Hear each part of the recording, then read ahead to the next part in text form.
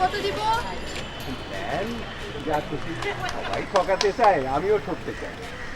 মানে মানে সবাই চায় জীবনে উন্নতি করতে, বেশি বেশি উপার্জন করতে, জীবনটাকে সাজিয়ে তুলতে। আমার ওসব ইচ্ছা করতে আতে। চায় না।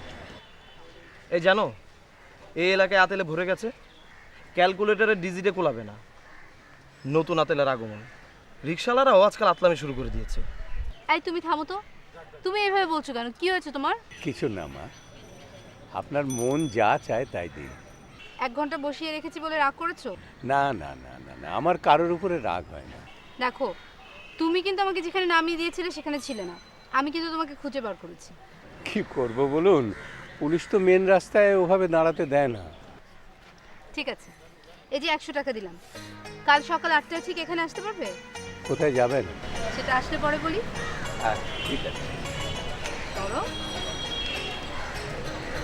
রিমি, কাজটা কিন্তু তুমি মোটেও ঠিক করো না। হুট করে 100 টাকা দিয়ে দিলে। আচ্ছা, তুমি কি লোকটাকে নিয়ে $3000 খরচ করার চিন্তা ভাবনা করছো? এখনই কিছু ভাবছি না, তবে এই লোকটাকে আমার অন্য সবার চেয়ে আলাদা মনে হচ্ছে। যেমন?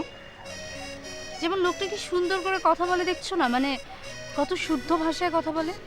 নর্থ বেঙ্গলের প্রত্যেকটা লোক এমন শুদ্ধ ভাষায় কথা বলে, এটা নতুন কিছু না। রিমি প্লিজ, নতুন করে ঝামেলা মাথায় নিও না তো। সব কিছু সহজভাবে দেখো, কঠিন করে দেখো না। তুমি না, তাহলে এক কাজ করো, পিজিতে চলো।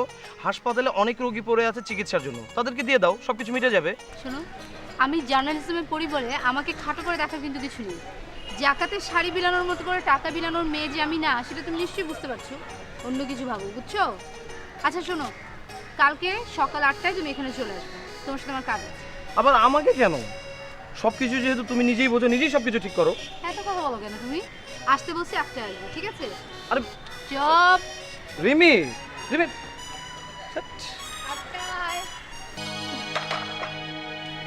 নাও। জানি এবার বল। এই, তুমি ঘুমিয়ে পড়লে নাকি? আর না না, ঘুমাইনি তো। সারাদিন পর তো চোখটা একটু লেগে এসেছে। কি করা যায় বলতো? পত্রিকায় কি একটা বিজ্ঞাপন দেওয়া উচিত? না না, সেটা ঠিক হবে না। আব্বা যা করেছেন জেনে বুঝেই করেছেন।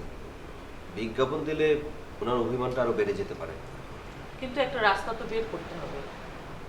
আপা এরকম করবে আমি ভাবতেই পারিনি আপা। ইয়ে, আমি কি তিতলিকে একটু বিছানায় শুয়ে আসবো? না থাক, শেষে তুমিই গিয়ে ঘুমিয়ে পড়বে। কাজের কাজ কিছুই হবে না। বিধি এত দূর থেকে এই শরীর নিয়ে এখানে এসেছে, যা কিছু করার আজ রাতেই করতে হবে। আরে বাবা, আলম তো ব্যাপারটা সিরিয়াসলি দেখছে নাকি? আর তাছাড়া এটা তো এমন কোনো বিষয় না যে ফুদিলে হয়ে যাবে। একটু ধৈর্য ধরো, হয়তো 2-1 দিনের মধ্যেই তোমাদের সাথে যোগাযোগ করবো। খুব বলেছ। আব্বা যদি যোগাযোগই করতো তাহলে গোপনে বাড়ি বিক্রি করতো না।